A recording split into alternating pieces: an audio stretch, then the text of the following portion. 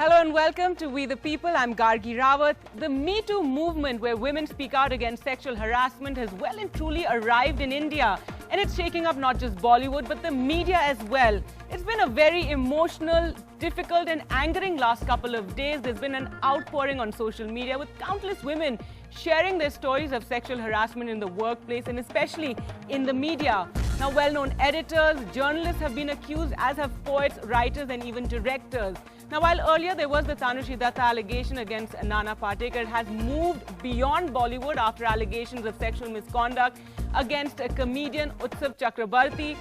That in turn saw journalists then start sharing their stories of harassment as well, which also sparked a lot of anger and outpouring online. And today on We the People, we're saying time's up. It's time for things to change. So far, many media houses have reacted to the allegations and claim they're looking into it. The Mumbai Press Club has said that they are in solidarity with women who've spoken out and are also looking at means to address their concerns. We've also seen a Bollywood production house, Phantom Films, dissolved after one of the partners was accused of sexual assault and the other partners were accused of not having done enough when the woman made the complaint. Well, to start off the show, I'd first like to go across to Sandhya Menon, a reporter who was one of the few journalists who started it all by speaking against several editors. She spoke about her own experiences and she spoke about the harassment that she faced from them. And her thread actually led to this dam bursting and many, many allegations. So Sandhya, tell us what made you finally speak out? It isn't quite so much that I've shared it for the first time. I've talked about it on my blog in 2011, so it's not like I've been keeping quiet about it and was just waiting to get out there. I've been speaking to my colleagues, friends, warning them all off. I think what set it off was, for the past year, I've been trying to make up my mind about what counts or constitutes as harassment at work and what just counts as bad sexual behavior or bad social interaction. I've been trying to make up my mind because there's stories all over the place, right? And I've been trying to figure out where to draw the line. What is harassment? What is bad behavior? And for the past year, the MeToo movement in the West has been just, it hasn't died down. There's every few months there's something or the other coming up, and for me it was really inspiring to see how Harvey Weinstein went down.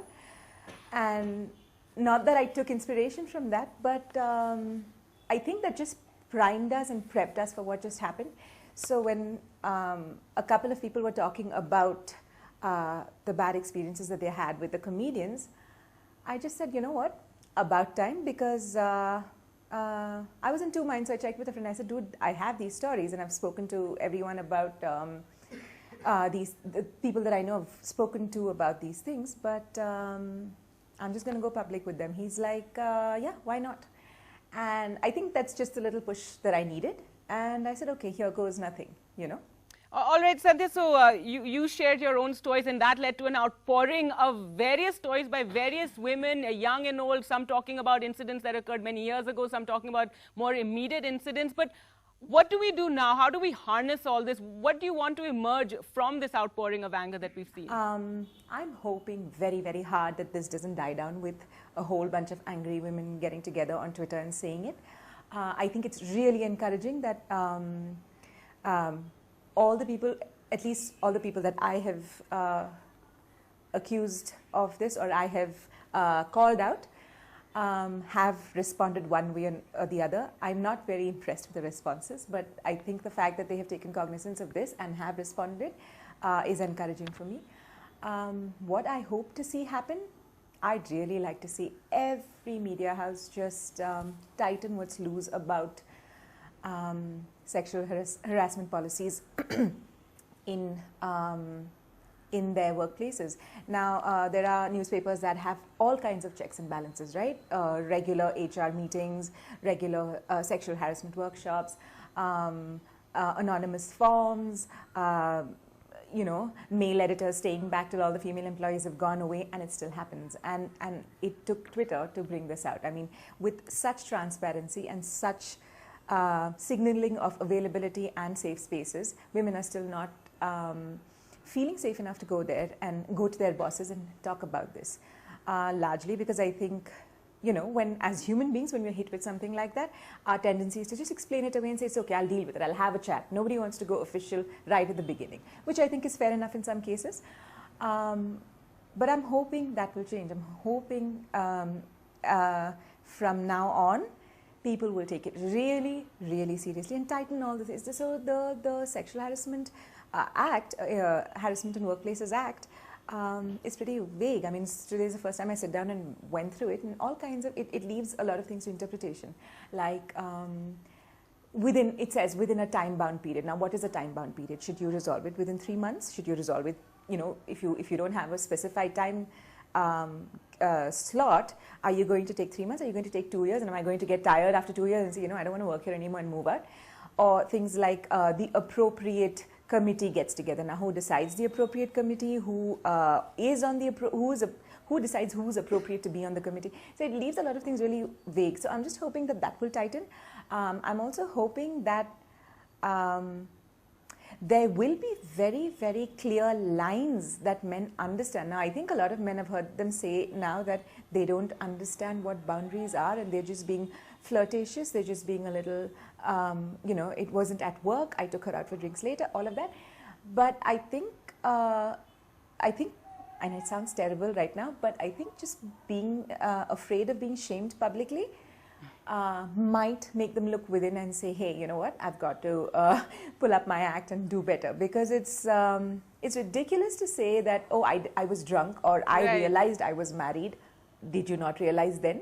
Like, you know, what sense does that make? So I'm, in a very concrete way, I'm hoping that, yeah.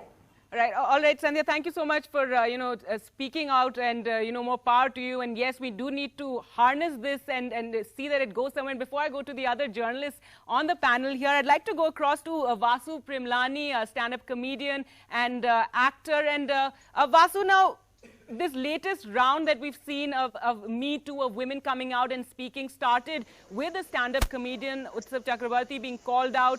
There were allegations that he would send unsolicited pictures of his genitals to women, and that's absolutely shocking. And, you know, also ask them for pictures in return. And that, after a couple of women, you know, spoke out about this, it led to the journalist speaking out. But coming from the space of a stand-up comedy, it's been very disappointing, because I've been told this is just the tip of the iceberg. There are allegations against other stand-up comedians as well. You had AIB apologize, which people, some accepted, some were not very happy with. But as a stand-up comedian yourself, it's been fairly disappointing to see, you know, what's been going on. Well, so let me tell you, stand-up comedians are a cutaway of society. There is a huge amount of sexual harassment that goes among comedians as well. You don't know how many complaints I get from amateur comedians themselves, female comedians saying I've been inappropriately hit on by senior comedians, and there is no action taken against them. And people don't even speak up against it because these are very powerful comedians. So every single sector of society, from the government to comedians to the police, are part of Indian society. And in as much as that's true, they're also part of the way Indian men think, period, regardless of what profession they take up. So the elemental issue is not the profession itself. You will find that disappointment in every sector in India where men are working. Right, clearly, and this whole stand-up comedian, you know, this industry, it's very informal. The only, I think, impact that we've, or any sort of reaction that we managed to get, is to have AIB speak out about it and admit that they were wrong, and that they should have cut off Utsav when they were aware of these allegations. So here's the thing. See, in terms of public shaming, there's a reason that women are forced to take up that methodology rather than legal methodology, because the legal system in India is so broken that you don't get any justice. I think something like the conviction rate for even rapists is like 3% in India, so it's abysmal. So there they resort to public shaming, and I'm not comfortable with shaming of any kind. I'd rather have these men be educated, because it comes from somewhere. mostly it comes from boys who have been abused themselves and they have no sense of boundaries. They don't respect themselves. That's why they don't respect you. They have seen or been personal victims of abuse or rape themselves, which is why they grew up the way they did. So you have to understand where this comes from rather than pointing fingers, throwing stones, or shaming people. Right. All right, Vasu, and you said this is the tip of the iceberg. Namita, I'd like to come to you next as a senior journalist and someone who's been in journalism for so many years. Back in your day, there was the Whisper Network. Women would talk to each other, warn each other about certain men and you know, about, you know, spending time alone with those certain men. But now to have these, have women speaking out, journalists, and raging about the sort of treatment they've got, the harassment that they faced, and also lost out in careers, because I've read accounts of girls who've actually left journalism, women who found they were sidelined after they complained. Absolutely. It's actually very liberating for someone of my generation to see this brave new generation of women who will not tolerate this kind of nonsense anymore. They have new tools at their disposal. You know, they have screenshots, they have evidence, Right. you know, which is, I mean, the technology has also made the abuse more possible, right? People are sending photographs, which they weren't doing at my time. At my time, as you said, there was a Whisper Network. People knew which editor to stay away from or which supervisor to stay away from, and we coped. And, you know, our struggle was different. We were struggling just to get a toehold into the newsroom. You know, we were so few in number. Today, when you walk into a newsroom, it's filled with women. Right. You know, and so I think there is strength in number. And as I said, this is my generation was brought up to be nice. You know, we are bringing up our daughters to say, you know, you don't have to be nice. You don't have to put up with any kind of bullshit at work or outside. And it is actually, I'm learning from this. I'm learning from this generation of women. All right, and you're saying this is liberating for you to see, because the Whisper Networks were there, but now to have women speaking out. Vasu was talking about how this naming and shaming and you know, a lot of these allegations that are going on online. Yes, we've had reactions. We've had reactions from Times of India as well and various other news organizations, but there are a lot of names being taken. What is your opinion on that? Well, some of the names have admitted. Some of the names Right. have apologized. So, you know, there is a mea culpa for whatever it's worth happening with the names. Nobody wants, you know, we women of my generation, we want to be able to say, I want to be able to say to every woman here, please believe in due process. But when you look at due process and how broken it is, you can understand where the rage and frustration is coming from. You can understand why. I mean, please tell me why 3 years after a woman filed a complaint against R.K. Pachauri, the trial is yet to begin. The charges have just been framed. And he is invited all over the world to attend award ceremonies. Why? Because in a civilized system, due process, right? He's innocent until proven guilty. So you've destroyed a life. You're merrily getting on its way. Right. How do you tell? How do I tell these women, please believe in due process? Due process is broken. All right, Stigdha, I believe for every woman who's speaking out right now, every journalist who's speaking out, there are at least a dozen who are not speaking out and it's being, again, whispered or talked about on WhatsApp. And, you know, these last couple of days to read those stories, it's been very emotional, difficult. I found it very angering, and I feel like maybe in NDTV I've been very protected from all of this, but to see what fellow journalists go through, it's been very, very difficult. It's been a huge moment. I haven't been able to do anything for 3 days now, but just feel overwhelmed. Absolutely. You know, I mean, we are speaking to each other over whatever platform, Twitter, Facebook, WhatsApp, emails. Women are sharing stories. I have worked in the industry for many years now, full-timer, freelancer, reporter, editor.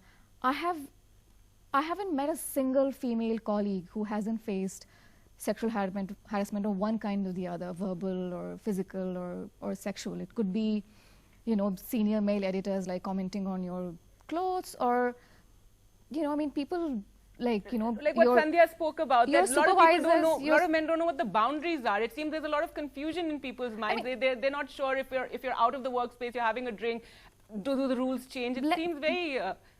let's not even talk about the boundaries. I've heard stories from female colleagues of their supervisors clearly demanding sexual favors for them to be able to carry on with their jobs.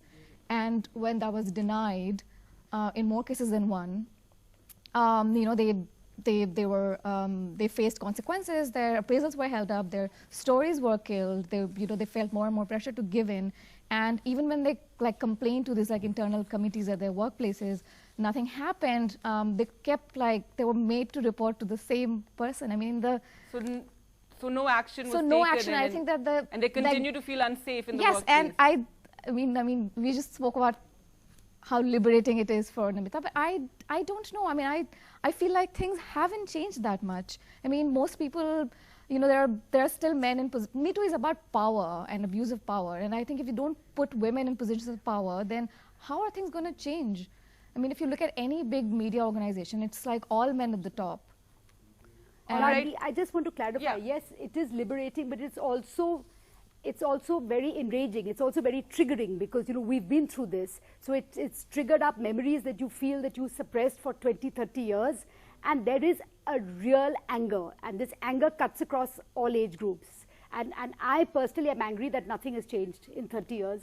All right. So Sanjay, clearly the due process is not working. It seems that is one of the problems that we're seeing. And as a lawyer, I mean, women who speak out find themselves victimized and, sidelined in their jobs, some even having to leave their jobs, so their right to dignity, their right to freedom of work, etc., is all impacted. I entirely agree.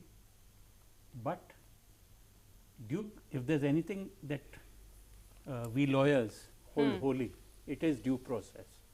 Because the moment you dilute due process for one thing, then let's knock off due process altogether. You're accused of theft. Forget due process. You are accused of murder. Forget due process. That's a slippery slope I won't go down. All right. You have an agree. issue with this naming and shaming. No. Naming and shaming, that is a personal decision of the victim, whether she wants to come out. Because when she comes out to name and shame, she's also putting out in public something which deeply scarred her. Absolutely, yes. And there would be people. It's not easy for them to speak out. Even she's subjecting herself to a judgment. We've just seen in the US what's happened with Brett Kavanaugh and Mrs. Ford. So Mrs. Ford has this recollection of what happened 30 years ago when they were teenagers. Now this is a man who's about to go to the Supreme Court. And now is the Supreme Court and has now gone to the Supreme Court. When she came out and she swore testimony, what was the process followed, whether that process was fair enough, it's in a different context altogether. But nevertheless, the emotions are the same. The emotions are, on her part, a need for vindication, maybe a need for closure, and a need to let it out. On his part, or those who defend him, some don't remember it. Some say it could have happened. Some say it's so long ago. And what happened so long ago, should it cast a cloud on the man that you currently are? Some would say yes, and maybe now going forward, men will behave themselves better. These are difficult questions. I'm not making a call. Sure, and this is the time for us to ask all these questions. Yes. Siddharth, quickly, what do you feel about due process? Due process has obviously failed. That is why women are speaking out. Sandhya, we had on earlier, she spoke about how she'd blogged about it. She'd even complained to one of the senior women in one of the newspapers who just casually said, no, he's like this, and just don't take it so seriously. So obviously, women aren't feeling protected in the workplace. I agree with the last statement, but we need to understand what the state of the law was. Till we got the Vishaka judgment, we really had no regulations in relation to women being harassed in the workplace. So that comes in the mid-90s. There was no legislation at the time. The Supreme Court came out with a series of directions, and that put into place the first so-called reform, or first so-called regulation of women's concerns of not being harassed at their workplace. The second change that happened was when we brought in a legislation as late as 2013. 2013 when now that's a serious concern. So you see, mid-90s till 2013, We know there's a problem, but it was not addressed. It finally did get addressed, and that's the legislation that's now taken into place. That's the one that regulates how these matters are to be dealt with, how inquiries are to be done, how due process is to be maintained. It's a work in progress in that sense, and it has timelines. That's the administrative mechanism part. It can also lead to criminal prosecutions. The second part and the contemporaneous reform was, and that is the change in the criminal law, because earlier we had really 3 offences, 509, which was making an indecent comment in front of a woman, indecent act or comment. 354 was outraging the modesty of woman, and the highest being rape. There was no other offence really in the Indian Penal Code, and there was no other offence. So that amendment also came about a few years ago, and that brought the second change. Now, having said that, today we have a legislative framework for the first time which deals with various aspects of sexual harassment, whether at the workplace or otherwise. So there's a criminal law remedy and there's an administrative mechanism. This faith in due process and going to courts and it dragging on, like we see in the case of Dr. Pachauri or Tejpal, the cases are just dragging on and on. May I just explain this to you? There's a larger issue, because the larger issue is not just about this. The larger issue is that while we all hold due process, because well, the Indian legal system believes that everybody is innocent till proven guilty. You may want them to be proven guilty, or I may want them to be proven guilty. I believe a person's conduct may be deplorable, but the constitution and a person's right to innocence is considered sacrosanct. Once he is prosecuted, convicted, yes. The fundamental problem is the criminal processes are not the way they should be. They need to be faster. The CRPC provides a mechanism for trials to be day to day. We don't have trials day to day. There are enough challenges that happen, and that is the reason for these delays. All right, we also have Rahul Ishwar joining us, and I believe he wants to make a point. Rahul, you've been listening to all the panelists talking about women finally speaking out and how workplaces need to become a lot safer, and clearly, media as well, in the media as well, in corporate world, we need to make places safer for women to work in. Absolutely. There is no difference of opinion regarding that point, and we all respect and empathize. Right, all right, we seem to have the pain with which our sisters of remind, we should be careful enough that this thing is not misused. If one person is accused of one particular molestation 10 years ago, or say 5 years ago, how do they disprove it? That's also a question we have to think about, because many a times, at least some cases are there where the gross misuse has happened, same as in the dowry law, or same. All right, so you're talking about how sometimes every 2 weeks or so there is a checks and balances to be there, and checks and balances should definitely be considered while doing about this, and checks and balances is very important. Otherwise, and please remember, due process is a holy thing, and holy because it is some kind of a check and balance. So that due process, some kind of leverage for the man, so that he can prove the others wrong. It shouldn't be merely depending on the woman's statement, because otherwise, if a woman is settling the scores, or I know 99% of the women may not do it, but if one person decides to do it, men are also going to suffer. So we half shouldn't the time women who complain don't even find their complaints taken seriously. So I mean, this is a very small percentage. I have data. I have data for this. I have data for this. There was a survey by the Indian Bar Association in 2017 where 70% women do not report sexual harassment. They would rather quit their jobs. I have another survey of 2010 which shows that 88% of women in the IT and BPO sector have experienced some form of sexual harassment. You're talking about misuse. Nobody wants an innocent man to be crucified. Nobody. No feminist, I know, wants that. But what you're talking about, look at the numbers you're talking about. In fact, I'd like to now go across to Raya Sarkar, who, if we're talking about the MeToo movement coming in a big way right now in India, Raya, it was really last year when you came out with your list of academics, of professors against whom there were whispers, there were complaints among students about sexual harassment. It was very controversial at the time, Raya, and again we're seeing a similar sort of thing. I'd say like a lot of names being taken right now, and there have been reactions as well. What do you feel about what's happening right now? I think as lawyers, as legal, have the responsibility to build jurisprudence. We cannot see due process as this static thing that has always existed, and we cannot unquestioningly follow due process without questioning, the limits of it, the failing people. We cannot trust due process in a way without taking input from people as to how due process has or how it has failed them, or we cannot, basically we can't see it as something that is so sacrosanct that it is beyond critique.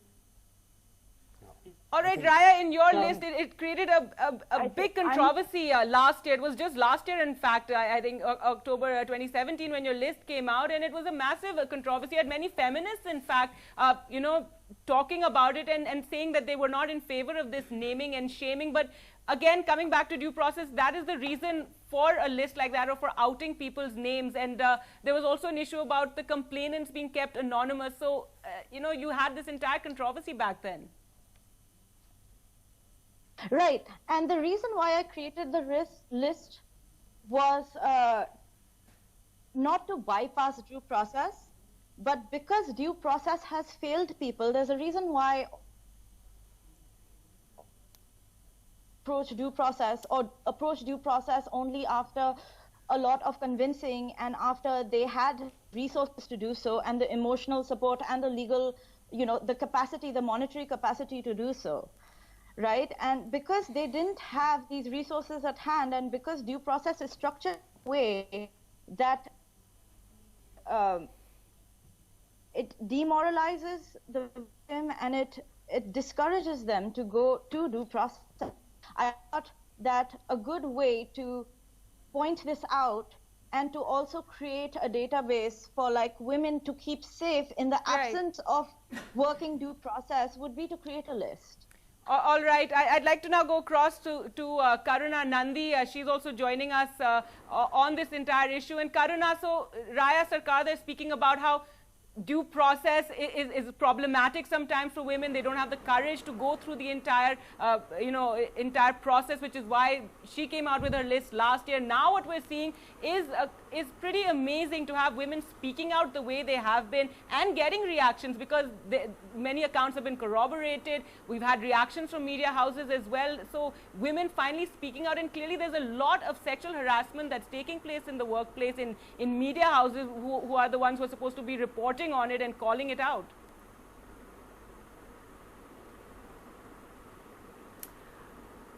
What is due process, Gargi? If due process is the powerful decision-making authorities that enforce punishment, making sure that justice is done and making sure that there is fairness whenever there is an allegation of harm from one person against another. For centuries, not for decades, for centuries, Dalit women, powerful women in media houses, women in Bollywood, other women have been yearning for due process, yearning, and it has not happened. It has failed us. Now, on the back of the uprising after the Nirbhaya killings, the killing in 2013, there was some improvement. So in 2013, because of that uprising, because women, children, men came out onto the streets and said enough, that that we are not getting due process. The state needs to evolve, the state needs to change. There were some very important provisions that came into the law. So for example, section 166A, by which if a police officer does not register your FIR in these cases of sexual harassment, 509 and of rape, 375, they themselves can be charged with a criminal complaint. What has happened now? Fed up with the situation, women are reclaiming their power and reclaiming their voice. And now the onus on the due process is on the patriarchy. Now, this is in a sense civil disobedience, is an uprising in terms of civil disobedience, and the onus is now on the patriarchy and men, to make sure that, not all men obviously, there are a lot of men supporting this, but on the patriarchy really, to make sure that there is due process, because power is being reclaimed. Now, all right, I'd like to take that point across to Snigdha. In fact, now there's a lot that is being said about false complaints. Right. If I may just very quickly finish. Right, there's a lot that's being said about false complaints, right? Let us be clear that it's even in the small percentage that there are false complaints, right? That if you look at the level of there is the limited injustice in the vast swath of justice that may be happening, that, let's keep that in perspective. But also, I will personally reserve my right in this imperfect world, in this imperfect situation, to decide on my own, to see the evidence and to see that, okay, I feel like in this case, injustice has prima facie, in this imperfect world, an injustice has been done, and to act accordingly. All right, Snigdha, so I will go to both the lawyers next, but after that, but Snigdha, what do you feel, what do you want to see happen now, given this outpouring that we've seen, and Karuna's talking about it now, will men also have to take responsibility, take action, and listen to the women, and in various organizations have punishments, have men facing the laws or the rules or the internal committees that are supposed to be there? I mean, just one quick thought on due process, which is that 90% of Indian female workforce is employed in the unorganized market, and where there are no institutional mechanisms for dealing with complaints of sexual harassment. So I mean, as much as I would like to have the same level of faith in the due process as gentlemen have, I don't think that that's like my focus right now. I think that we need to address the culture of toxic masculinity that exists in Indian workspaces, and I think that we can begin by putting more women in positions of power. I'm not saying that women are always better than men in dealing with complaints. Right, because in some of the cases we've had senior women who've not taken complaints of young journalists very seriously. Yes, but I think it's important for like younger professionals to see that there are more women in positions of power. I think it's like like some of us like work in organizations where there are due processes, where there are institutional mechanisms, but I think that there is very little faith amongst at least female journalists in those mechanisms. A number of these people who have now come out first went to their internal committees. Absolutely, and that's where it fails. Sanjay, what would you say to that? I mean, no, I just wanted to define for the benefit of the audience and everyone, what is due process? See, you don't need due process at the stage of the allegation. Each time somebody puts out a list, that's an allegation. It's what happens after that is due process. Or when a woman complains that you have an internal committee, hopefully, who she can go to. When a woman complains, what is it that is supposed to be done? Like, if I may come in right, just a moment. What is it that is supposed to be done? You summon the man, that is, he gets notice. He's told of the allegations against him. He's entitled to face those accusations. She is entitled to produce her evidence. He is entitled to produce his evidence, and then the committee takes a call. That is all that due process is about. I don't believe due process stands in the way of women making a complaint. But there's one little thing that has happened. Why has this movement come about now? What has also happened is technology has empowered. Technology has empowered all of us. Absolutely, yes. So if you did not have Twitter, if you did not have Facebook, you would still be at the That's whisper. what Namita was speaking about, that they didn't have these would things, be at the whisper, screenshots as well. You would be at the whisper network stage. Therefore, just one more point before I finish off. The technology also has given you now evidence. When somebody sends that dirty picture, it remains on your phone. It can be forensically examined. When somebody flirts with you on chat, save the chat, the screenshot, that's one. So it all comes down to there is a different balance of power. All right, before we talk further on this, I'd like to talk about another issue, and I'd like to go back to Sandhya about this. Sandhya, now as we said, there's been a lot of outpouring. There have been a lot of people speaking out about their various experiences of sexual harassment in the workplace, but also speaking about bad dates, bad sex that they've had, men, asking them for sex, and it's all become a little muddled. That's what a lot of people are also speaking out, criticizing, saying that, you have to draw a line. What is sexual harassment in the workplace? What is it that constitutes this, a bad experience that a woman would have had? And we can't, blur it and treat it all as one. What would you say to that? So I think I'm on the side of drawing a very clear line between sexual harassment in the workplace and bad social behavior on a date or when you're out with friends. I draw a very clear line.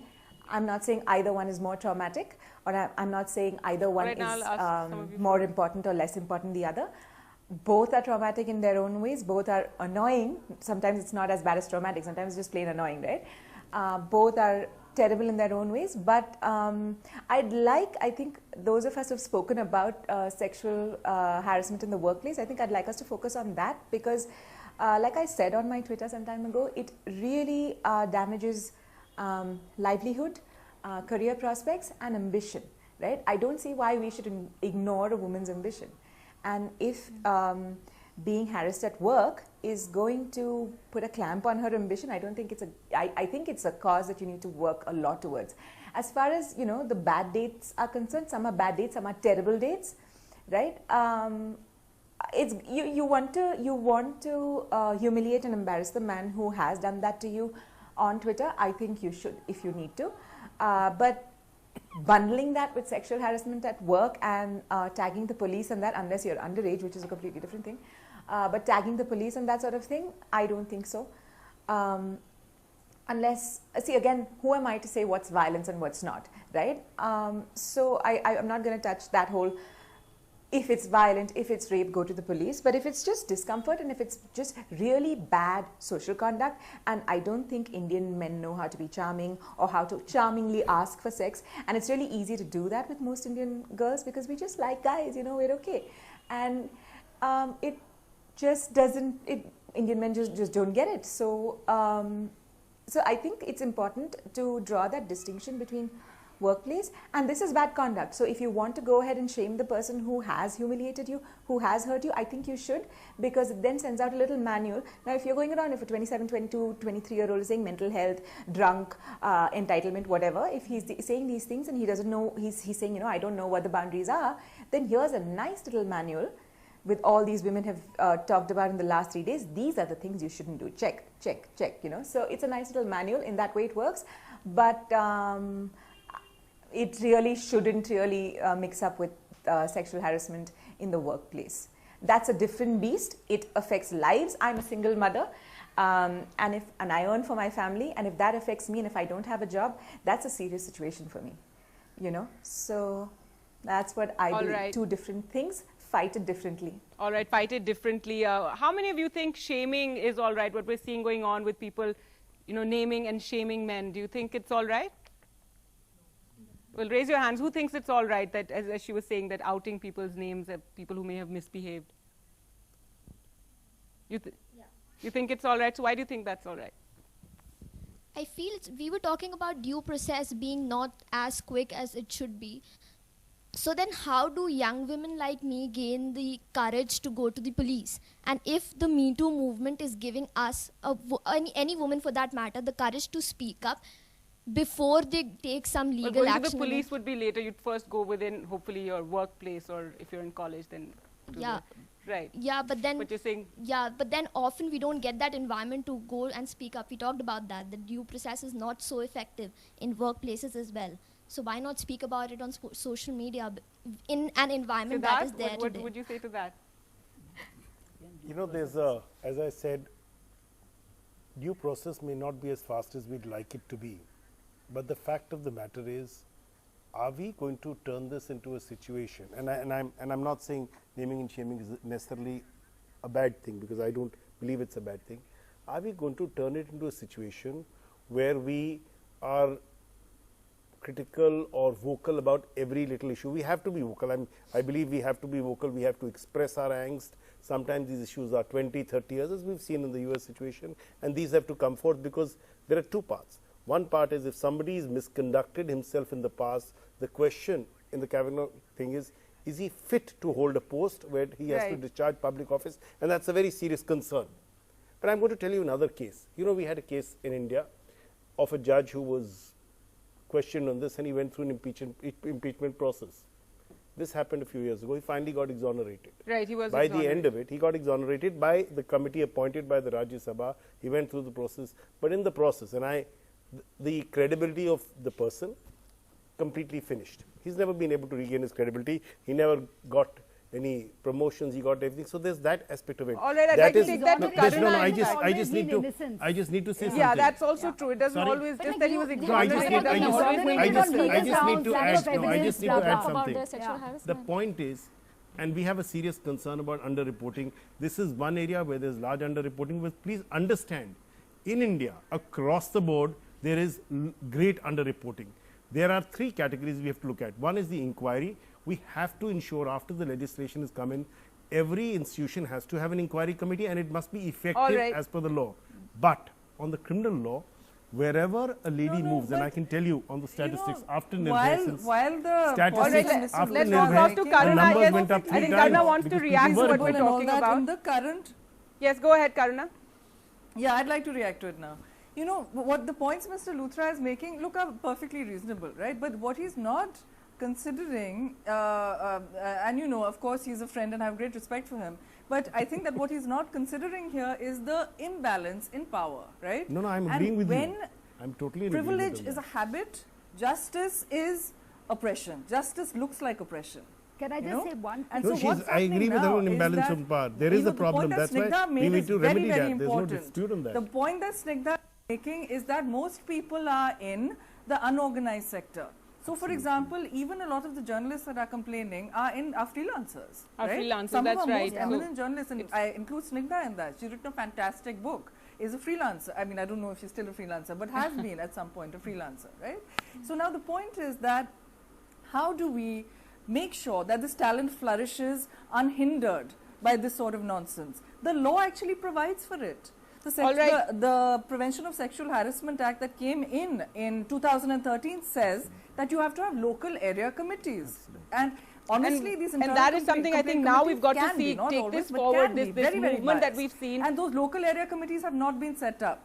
That there needs to be, we've seen a reaction from the Mumbai Press Club, in fact, saying that they want to, they stand by all the people who've spoken out against sexual harassment and they want to ensure that they form some sort of committee to take these sort of complaints forward as well. Well, we'll just slip into a short break now. After that, I'd like to go to Raya Sarkar again and ask her whether she felt her list had an impact and whether she's hopeful now that what we're seeing, this resurgence, this MeToo, will also have some sort of an impact after a short break.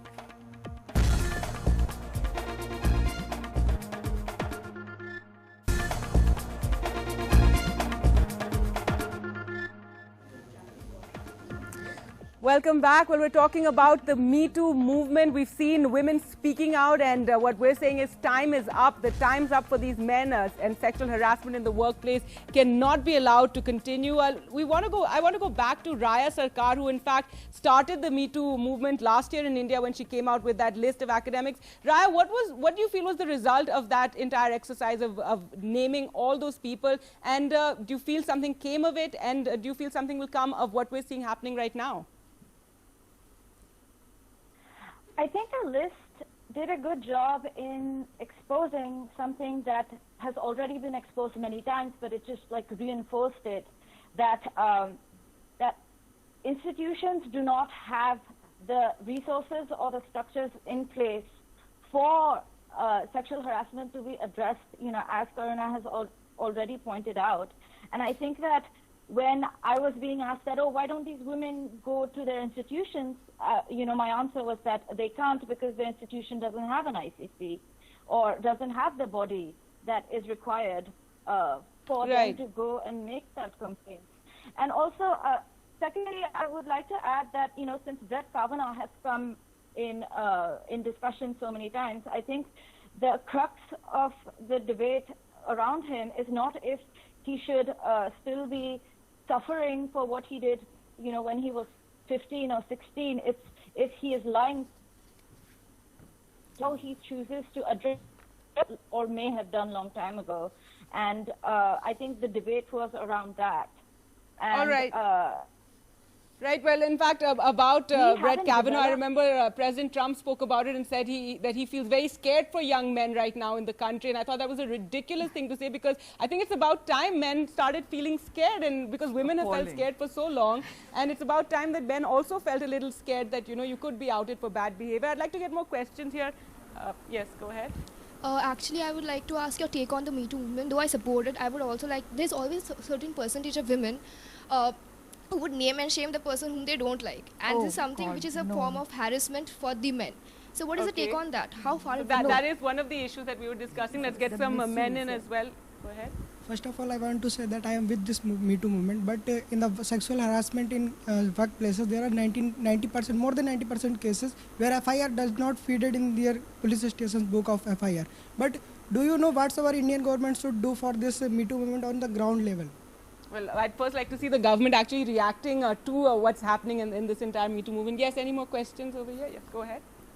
I want to say that as we know that AIB has deleted the videos of Ustav Chakrabarti, but we don't think it is enough. What are the next steps that the government should take to make it possible for the men to do it more? You'd like to see more sort of some sort of action against him. My question is for Sir. Sexual harassment, especially within the university space, there are times when there is an internal complaints committee, but they are biased towards the accused. They are in support of the accused, and many times women who come up, their identity is made public. So in such an environment, how do young women take the courage to come up, and how do they put their faith in the due process? Well, before Sir, I'd like to go to Namita on that. Namita, what do you feel about well, we saw what happened in the St. Stephen's case, you know, and this is why I say, and I want to, before I answer that question, just clarify that no matter, because there's a lot of talk here about due process, and there is an impression that is being sought to be created that feminists are against due process. We're not. I'm not saying due process should be junked. I'm just saying please understand where the anger is coming from, because due process is not working. We have to think of alternative redressal mechanisms. The St. Stephen's case, JNU had a very, very robust system, which is now, I believe, I've not followed it recently, which I believe is being sought to be redressed when it needs no redressal. They had a very good system of addressing sexual complaints of students. All right, so well, we're almost out of time. So, Sigda, last words. What do you want to see happen now? We've spoken about this before, but yes. Women just don't accuse like men of sexual harassment because they don't like them. I think that's very, according to what that young lady there said, I think it's very difficult for women to come out actually. And as I said, I've now worked in the industry for 10 years. I can't think of a single female colleague who hasn't faced sexual harassment. In nearly each of these cases, they have proof, either, you know, like they have kept records of conversations, or, you know, emails, or have like, you know, copies of complaints that they've filed with someone or the other.